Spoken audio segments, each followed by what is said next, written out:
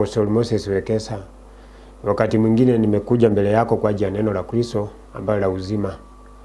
Mpendwa, kuna kitu ambayo siku ya leo ni Kristo ama Roho wa Mungu anasiti kutufunulia ama ni anaona ya kwamba tujifunze pamoja katika hilo neno.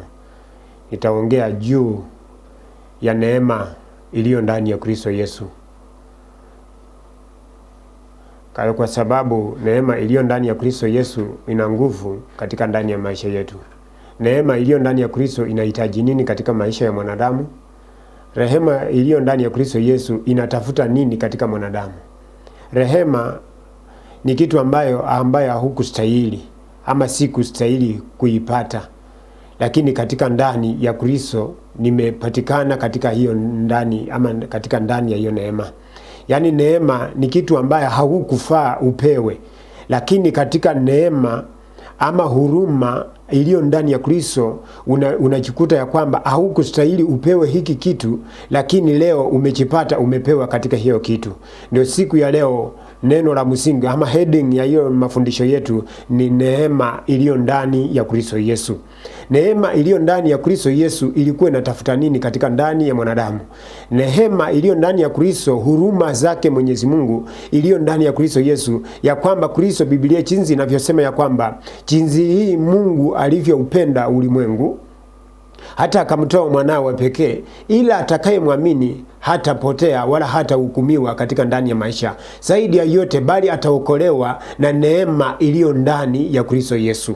Kwa sababu andiko linasema jinsi hii Mungu aliupenda ulimwengu hata Mungu akamtoa mwanawe wa pekee, ili atakayemwamini mwana hatapotea ndani ya maisha yake. Zaidi ya kumwamini mwana, kuna uzima na kuna tumaini katika mwana aliyo ndani ya Kristo Yesu. Na huyu mwana ni zaidi ya yote ambaye ni Kristo Yesu.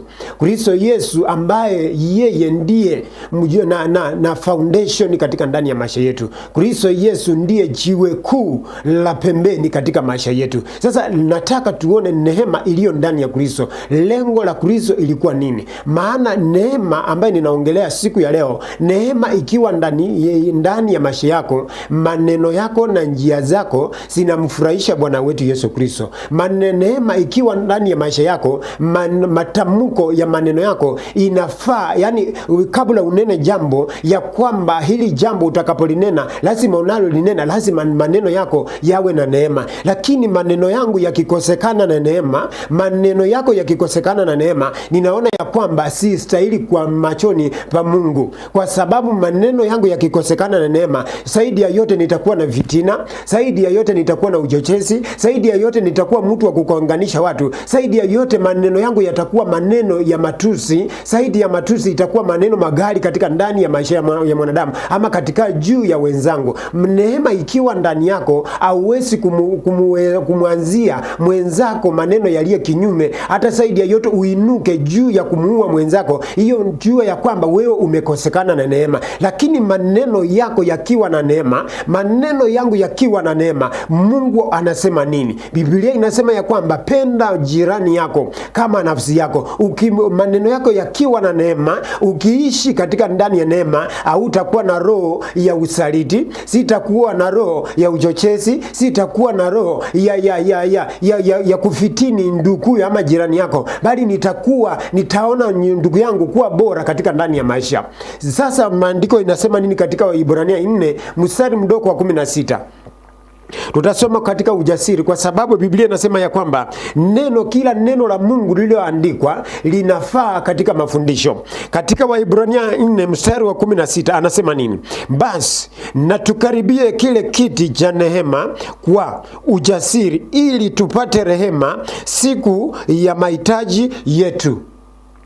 Maandiko inasema ya kwamba basi na tukaribie kiti cha neema kwa ujasiri, ili tupate rehema juu ya maisha yetu. Mpendwa, kuna maneno ambayo unatamani kuyafanya, lakini kama unayafanya nje ya neema iliyo ndani ya Kristo, maneno yako yatakosekana ladha katika machoni pa Mungu wa Israeli. Maneno yangu nikiyafanya, nikikosekana na muhuri ulio ndani ya Kristo Yesu, maneno yangu itakufika mahali haitakuwa na maana katika ndani ya jirani yangu. Maneno nitakayoyafanya ama maneno matendo nitakayoyatamani niyafanye, lakini nikikosekana na upendo ulio ndani ya Kristo, nitajiona ya kwamba maneno yangu hayatakuwa sawa machoni pa Mungu. Kwa sababu maandiko yanasema nini? Basi na tukaribie kiti cha neema kwa ujasiri, ili tupate rehema siku ya mahitaji yetu.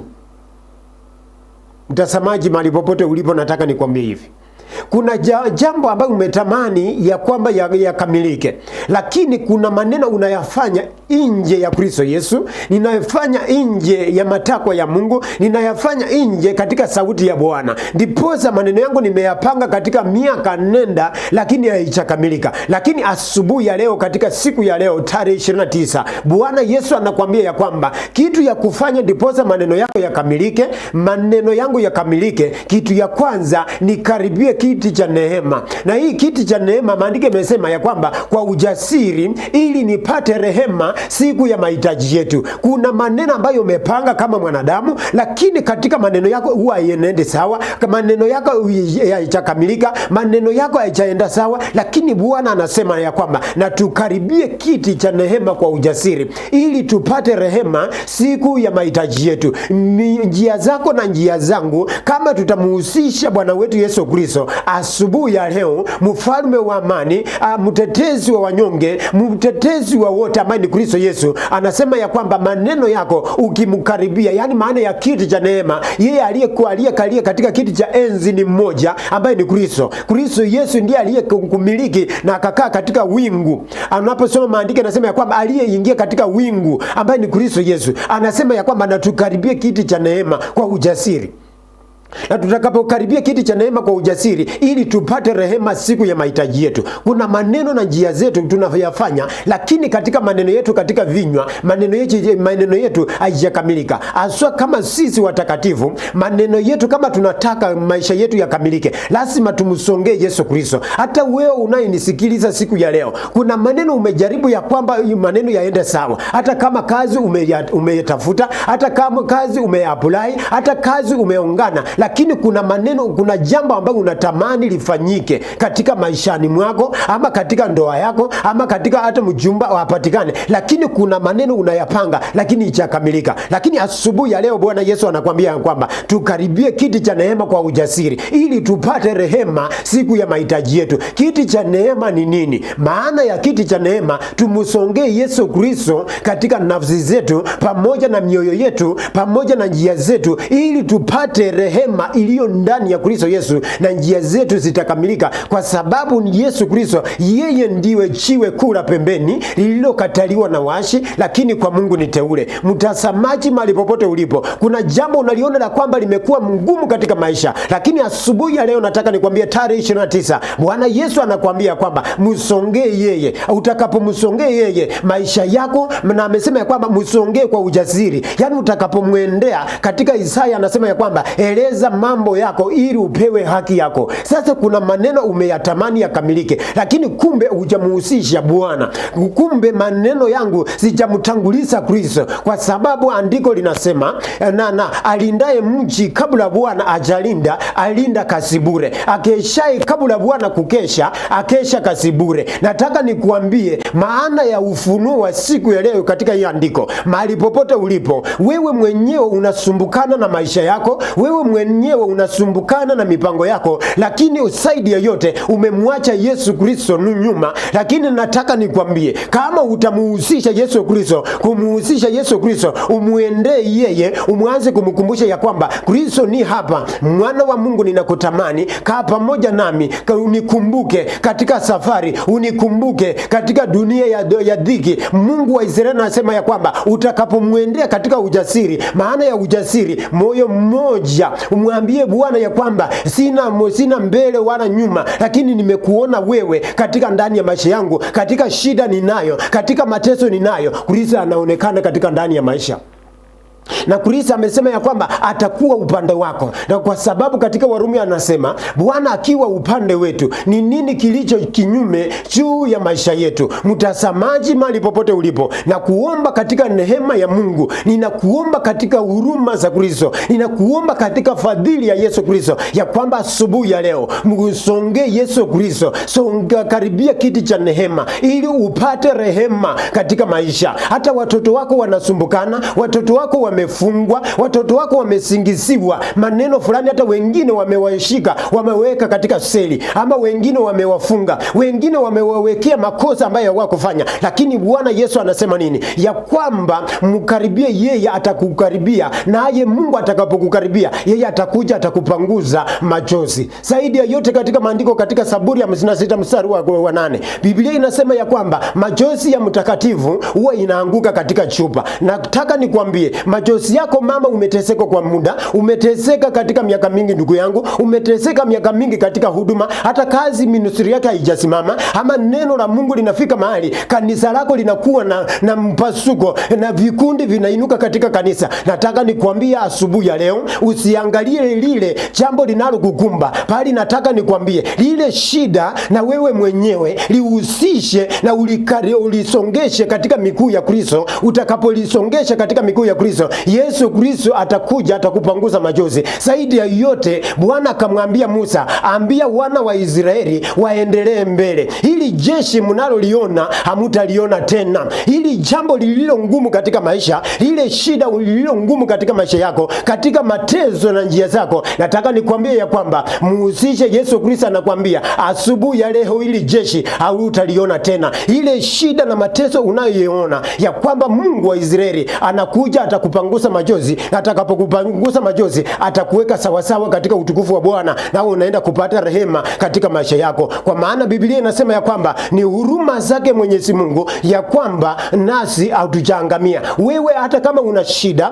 hata kama una tatizo, hata kama una ugumu, hata kama umedharauliwa katika njia zako ama katika maisha, lakini kuna rehema ambayo ziko katika ndani ya maisha. Si mwanadamu anayependa ya kwamba wewe uishi, hata wengine wamekupangia ili ufe, lakini Bwana Yesu yu pamoja nawe, amekupatia nguvu na uzima. Hata zaidi ya yote, hata maadui wako wengine wamekufa, hata maadui wako wanaokuwazia mabaya wengine wamekufa, hata wamepatikana na shida. Lakini wewe katika maisha ya dunia, changamoto ya dunia isifike mahali ukafanya ukamwacha muumba wako, kwa sababu muumba wako anaenda kukulinda, anaenda kukuweka sawa. Hili jeshi unaliona hutaliona tena, kwa sababu umekaribia kiti cha neema, na hiyo kiti cha neema ni Yesu Kristo. Yeye ndiye baba wa kupigana vita, yeye ndiye baba wa kupigana na maadui. Hautaona tena maadui walio ndani ya maisha yako, maadui wanaokaa kinyume juu ya maisha, hautaona tena. Mtazamaji, mahali popote ulipo, msonge Yesu Kristo, atakulinda, atakupigania, atakuinua katika njia zako, na wewe utapata amani katika ndani ya maisha yako na uzao wako. Mungu wa amani azidi kukubariki. Nataka mahali popote ulipo niombe pamoja nawe. Mungu wa amani akutendee, akushikie ngao na kikao na katika ndani ya maisha. Nataka niseme hivi pamoja, nikimalizia pamoja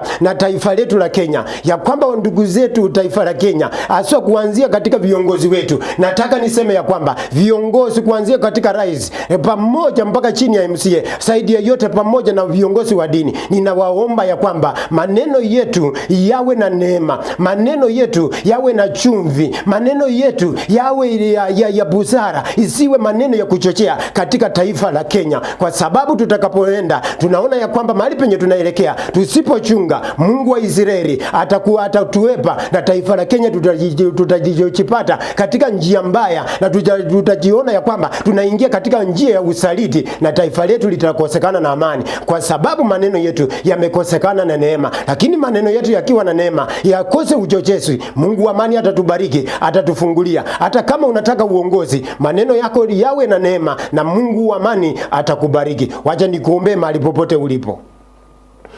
Uliye juu mbinguni, nataka nikushukuru mtakatifu wa watakatifu, mtazamaji aliyepokea hili neno asubuhi ya leo. Bwana Yesu, ninaomba baraka, kwa sababu Bwana tunajisongea katika mikononi mwako. Tunajua ya kwamba katika mikononi mwako kuna amani na upendo na baraka. Tunaomba kubarikiwa na kuinuliwa katika maisha yetu. Kama tumeenda kinyume kama utumishi wa Mungu, Bwana tuomba msamaha, katusamee. Hata taifa letu la Kenya, mahali penye tunaenda kinyume, tunaomba amani Baba, maneno yetu na haswa viongozi uliowachagua, Mungu wa Israeli, kwa sababu unasema uongozi hautokani na mwanadamu, bali uongozi unatokana na Mwenyezi Mungu. Mungu wa Israeli, kila kiongozi mahali popote alipo ambaye ulimchukua, ninaomba asubuhi ya leo maneno yake, maneno atakayoyanena yawe na neema katika ndani ya maisha yake, apate kuinuliwa na apate kunena jambo katika jambo la maana katika mbele za wanadamu na machoni pako. Nasema asante kwa ajili ya siku ya leo, utubariki na kutufungulia, ni katika jina la Yesu Kristo ninaomba, amen. Mungu wa amani akubariki mtazamaji. Usisahau mahali popote ulipo, kanisa linapatikana Kibabiti Pulo na mahali pale. Mungu wa amani asiti kukubariki, tunakukaribisha nawe, karibu tuende pamoja. Neema ya Bwana wetu Yesu Kristo ikae pamoja nawe. Zaidi ya yote, kama unataka kunifuatilia katika channel yetu, kuna ukiingia katika simu yako smartphone, ingia YouTube, na katika YouTube andika Apostle Moses Wekesa, utanipata mahali pale. Na zaidi ya yote, hata usisahau kusubscribe na kutusupport katika huduma. Mungu wa amani azidi kubariki. Amen. Ubarikiwe sana.